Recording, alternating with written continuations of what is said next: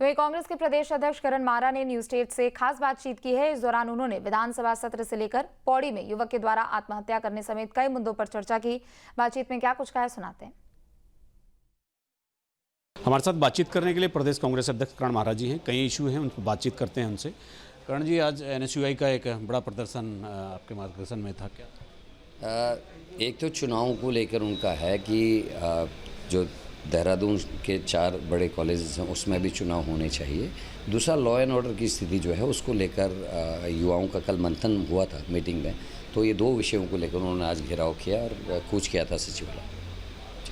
अभी जो चूँकि 2-3 इशू बड़े चर्चा में हैं, एक तो पौड़ी के एक युवक ने आत्महत्या कर ली है, सदन अभी आपके सामने हुआ ही, आप खुद ही गैरसैंण में मौजूद थे, तो इस पे पॉलिटिकल प्रतिक्रियाएं लगातार आ रही हैं, सब अपने अपने फेवर में देख रहे हैं परिस्थितियों को, आपका क्या कहना है? देखिए, पहले तो मैं आऊँगा इस विषय पे जो आपने पहला विषय छेड़ा था कि गैरसैंण में जो देखने को मिला वो आज से पहले कभी नहीं हुआ। विधानसभा के अध्यक्ष से उम्मीद की जाती है कि वो संरक्षण देंगे, क्योंकि विपक्ष में लोग कम होते हैं तो उनको संरक्षण करेंगे, कम से कम जो नियम हैं विधानसभा के, जो परंपराएं हैं, उनके आधार पे कहीं ना कहीं उनको वो बचाने का काम करें। यहाँ उल्टा देखने को मिला। वो लगातार बोल रही थी जब वेल पे थे साथी कि तोड़फोड़ मत कीजिए, सरकारी संपत्ति का नुकसान मत कीजिए, तोड़फोड़ मत कीजिए। बाद में जब सुमित हृदय जी का और हमारे डिप्टी लीडर का एक वीडियो आया, उससे पता चला वहाँ ना स्क्रीन टूटी है, ना कोई माइक टूटा है, ना कोई टेबल टूटा है, तो साफ लग रहा था कि पहले ही नियत ये थी कि खाली वहाँ आप विधानसभा आहूत कीजिए और उसको चलने नहीं देना है। मुख्यमंत्री जी का ये कहना है कि विपक्ष ने सदन नहीं चलने दिया। देखिए, सरकार की जिम्मेदारी होती है सदन चलाने की। आप बातचीत करें, माहौल ठीक करें, विपक्ष की बातों को भी सुने, तभी तो सदन चलेगा। एक तरफा आप डिक्टेटर नहीं हैं कि आपने कुछ कहा और पूरा विपक्ष मान ले। आपको आपदा में उत्तर देने थे, आपको लॉ एंड ऑर्डर में उत्तर देने थे, लेकिन आपके पास थे नहीं। 32 साल का ये नौजवान मरने से पहले जो उसका वीडियो है वो उसको अगर आप देखें, वो बिल्कुल शांत हो के अपनी बात को कह रहा है, कहीं लग ही नहीं रहा वो कहीं डिप्रेशन में है या कुछ है। वो खुलेआम कह रहा है इतने की गाड़ी, इतना नकद, इतने मोबाइल, ये सब इसने लिया और इसने मेरे को ऐसे शोषण किया, ऐसे शोषण किया।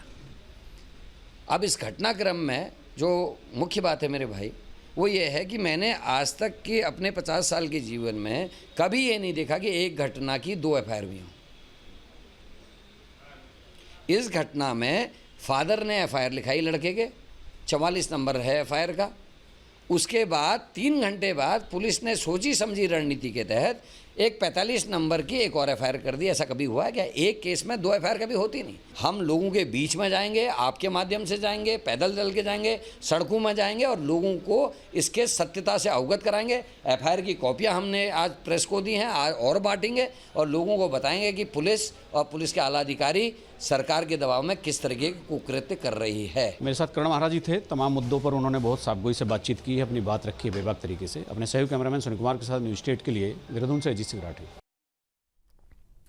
बीजेपी के खिलाफ अपने बयानों को लेकर पिछले 3 दिन से सुर्खियों में आए पूर्व मंत्री हरक सिंह रावत ने न्यूज स्टेट से खास बातचीत की है। इस दौरान उन्होंने बीजेपी को मिले चंदे से लेकर कई पदाधिकारियों पर निशाना साधा। बातचीत में उन्होंने क्या कुछ कहा सुनाते हैं।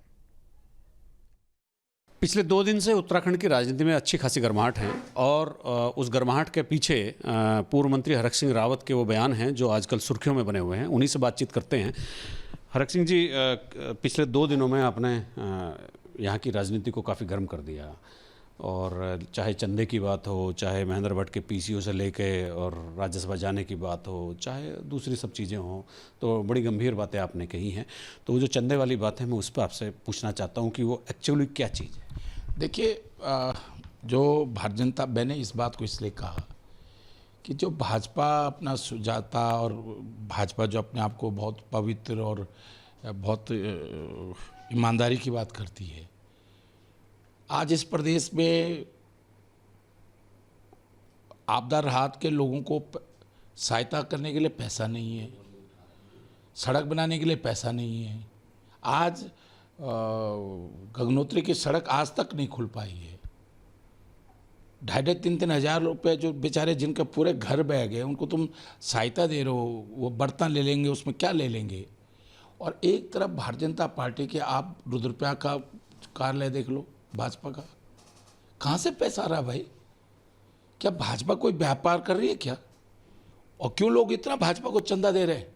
चल रहा है। मैं एक आखिरी सवाल आपसे कर रहा हूँ कि कल कोऑर्डिनेशन की एक बैठक थी भाजपा की दिल्ली में, और प्रदेश अध्यक्ष थे, मुख्यमंत्री थे, सांसद बुलाए गए थे, लेकिन ना अनिल बलूनी गए और त्रिवेंद्र रावत उस मीटिंग में जाके 2 मिनट में वापस आ गए। तो ये बड़ा कल से चर्चा हो रही है। अरे भाजपा में इस समय जो है, देखिए मैं तो भाजपा को बहुत अंदर से जानता हूँ। ये आज सही मायने भाजपा कहाँ रहेगी? इनमें आपस में भयंकर गुटबाजी है, एक दूसरे को काटने के लिए, एक दूसरे को गिराने के लिए। ये मीडिया में तो कांग्रेस कर देते हैं कि कांग्रेस में गुटबाजी। हरक सिंह रावत, मैं तो कल कह दिया कि भाई भले ही मेरा अभी हरीश और हरक सिंह है, पर मैंने कहा भाई मेरा राशि का नाम दमन सिंह है, मेरी मीन राशि है, मेरे शनि की 7.5 चल रही मेरे पे इस समय।